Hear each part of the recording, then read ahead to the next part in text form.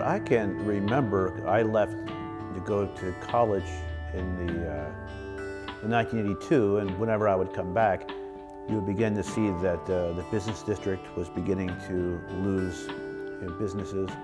The bank was gone, the grocery store was gone, the corner pharmacy was gone, and all those businesses, little kind of carry-out restaurants, they had all began to disappear. When my Brother's Keeper opened a little over 30 years ago, it was basically a drop-in center. People could come in for a cup of coffee, some clothing if they needed it, and some social life, finding some support with, being together. And then as the neighborhood began to continue to change, then the needs began to change. And so we began serving a daily meal, a hot lunch, and then a social worker would come in to do some case management. And then from there, different things began to grow. Oh my God, my Brother's Keeper played a great role. They're the anchor to this community, because if my Brother's Keeper was not there, it would be a lot of hungry folks, a lot of people just out wandering about, not knowing where to go or what to do.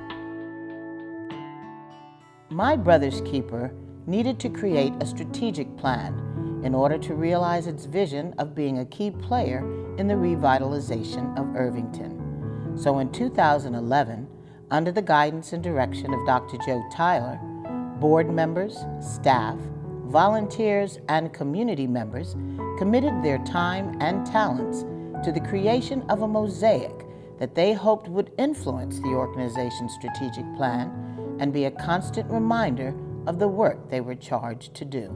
I was part of that first day for the strategic plan, working on drawing out what we thought the neighborhood would look like in 10 years, or what we wanted to see. The first step in the process began with storytelling, and each stakeholder had an opportunity to share their vision for a revitalized Irvington. I got to learn a lot about people that actually lived in this community, grew up here, and I could share my experiences from my background, but I could understand that the things that have driven me in my life were the exact same things that we all wanted to bring to this process.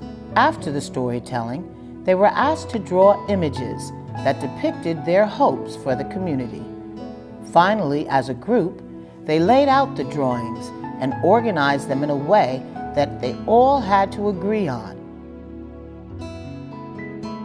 The stakeholders began to realize that we're not doing for the community, that we have a charge to work with the community. So we are each my brother's keeper, and we are each my brother. In the next step of the process, stakeholders gathered to break tiles and glue the pieces together to bring life to the drawings they had previously created.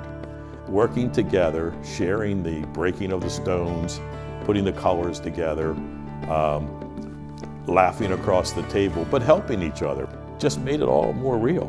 It builds that sense of community amongst us, and kind of bridges gaps, and it helps people take ownership of the process, that this is the vision that we have, and it's going to take everybody to make it come to be.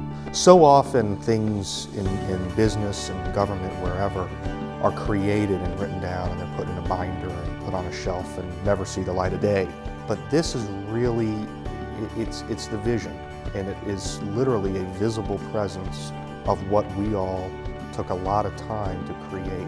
I feel like the folks at My Brother's Keeper have captured something that's really essential about the work of My Brother's Keeper and the work of Irvington, and that when they come in, they are reminded of that. They stuck to the process, they went through the process, and now they're going to actually do the actions that are required to get some real and tangible products, some real change, some real community action out of the work that they did.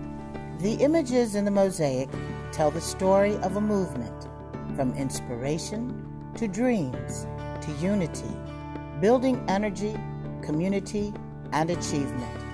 It captures My Brother's Keeper's comprehensive vision for its strategic plan and collaborative action that will create a new future for Irvington.